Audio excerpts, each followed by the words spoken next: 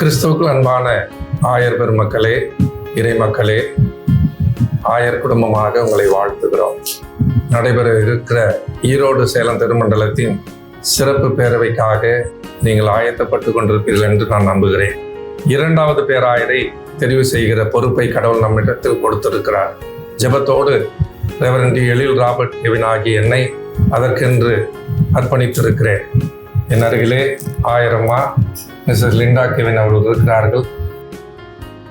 கர்த்தர் உங்களுக்கு ஒரு வேளை பேராயராக ஆவதற்கு ஒரு வாய்ப்பை கொடுத்தால் என்னென்ன திட்டங்கள் எல்லாம் நீங்க வகுக்கணும்னு சொல்லி வைத்திருக்கிறீங்கன்னு சொல்லுங்க. நிர்வாக அமைப்பை நம்ம சீர்படுத்தணும். நிறுவனத்தின் அடித்தளத்தை சிறப்பாக உருவாக்கணும். அது நம்முடைய முதன்மை கடமையாக இருக்குன்னு நான் நம்புகிறேன். ரெண்டாவதாக நம்ம என்ன செய்யலாம்னா, திருச்சபையின் ஆயர்கள், ஏன்னா நாம் எல்லாம் ஆயர் குடும்பம், ஆயருடைய கஷ்டங்கள் நமக்கு தெரியும். நம்ம எவ்வளோ கடினப்பட்டு பிள்ளைகளை வளர்த்தெடுக்கிறோம் என்பது நமக்கு தெரியும். நமக்கு இருக்கிற உளவியல் சார்ந்த பிரச்சனைகள்லாம் நமக்கு தெரியும் என்பதினாலே அந்த அனுபவத்தை வச்சு ஆயர்களுக்கு சிறப்பான திட்டங்களை நாம் உருவாக்கி தர வேண்டும். அது மாத்திரமல்ல, நம்முடைய இருக்கிற கல்வி நிறுவனங்களை நம்ம அன்றாடம் பார்த்துக்கிட்டு இருக்கிறோம். அதில் எத்தனை பிரச்சனைங்கிறது நமக்கு தெரியும். அவ்வப்போது அந்த நிறுவனங்களை நாம் விசிட் பண்ணுறோம். அதை மேம்பாடு செய்வதற்கு, அதை சீரமைப்பதற்கு முதல் முயற்சியை நாம் செய்யணும்.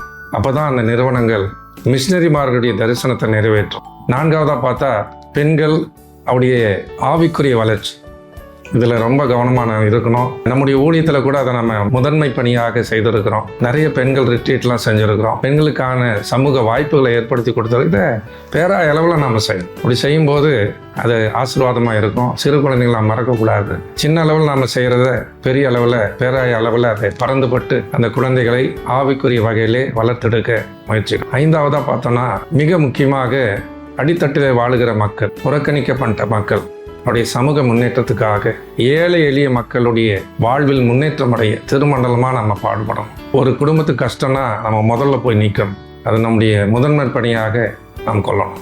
அது மாத்திரமல்ல, நமக்குன்னு ஒரு கலாச்சாரம் இருக்குது. அது எல்லாரும் பார்த்துட்டு இருக்கிறாங்க. நம்ம இந்த உலக பிரகாரமான கலாச்சாரத்தோடு நம்மை அடையாளப்படுத்தி விடாமல் நமக்கென்று இருக்கிற அந்த கலாச்சார உரிமைகளை பாதுகாக்கணும். நமக்குன்னு ஒரு அடையாளம் இருக்குது. நம்ம போனாவே கிறிஸ்தவங்கன்னு சொல்கிறாங்க. அந்த கிறிஸ்தவங்க எப்படி இருப்பாங்க அப்படிங்கிறதுக்கு ஒரு வரைமுறையை உலகம் வச்சிருக்கு. அதுக்கு சாட்சியாக நாம் இருக்கணும்னு நான் நினைக்கிறேன். ஒருவேளை கர்த்தர் இந்த வாய்ப்பை நமக்கு தந்தார், நீங்கள் ஒரு பேராயர் அம்மாவாக அல்லது ஒரு ஊழியக்காரராக என்னென்ன ஊழியங்களை செய்வீர்கள் என்பதை சொல்ல முடியுமா? ஒருவேளை ஆண்டவர் நீங்க சொன்ன மாதிரி எனக்கு அப்படி ஒரு வாய்ப்பை கொடுத்தார் என்றால், ஒரு 3 காரியத்தை நான் சொல்லி நீங்க கேட்ட கொஸ்டினை நான் நிறைவு பண்ணணும்னு நினைக்கிறேன். முதலாவதாக நம்ம எனி டைம் மக்களுக்கு அவைலபிளா இருப்போம் அப்படிங்கிற அஷூரன்ஸை நம்ம கொடுக்கலாம். யார் வேணாலும் எப்போ வேணாலும் நம்மளை மீட் பண்ணலாம். அடுத்ததாக நம்ம எப்பவுமே மக்களோட அப்ரோச்சபிளா தான் இருப்போம். இவங்களை போய் நம்ம இப்போ மீட் பண்ண முடியாது, அவங்க கிட்ட போய் என்ன பிரயோஜனங்கிற ஒரு எண்ணம் வரவே வராது. எப்போ வேணாலும் நம்மளை மீட் பண்ணலாம். அவங்களுடைய குறைவுகளை நம்ம நிச்சயமாக தீர்ப்போங்கிற அந்த ஒரு அஷூரன்ஸை நம்ம நிச்சயமாக மக்களுக்கு நம்ம தரணும். மூன்றாவதாக நம்ம எப்பவுமே அக்கௌண்டபிளா இருப்போம். உண்மைத்தன்மையோடு நம்மளுடைய காரியங்கள், நம்மளுடைய ஊழியங்கள் இருப்போம் அப்படிங்கிற இந்த ஒரு அஷூரன்ஸை டெஃபினட்டா மக்களுக்கு நம்ம இந்த கேள்வி மூலமா நான் சொல்லணும்னு நினைக்கிறேன். ஆகவே ஒரு தாழ்மையுள்ள ஒரு பேராயராக, ஒரு பேராயர் அம்மாவாக இருந்து நம்ம வாழ்ந்து காட்டணும்.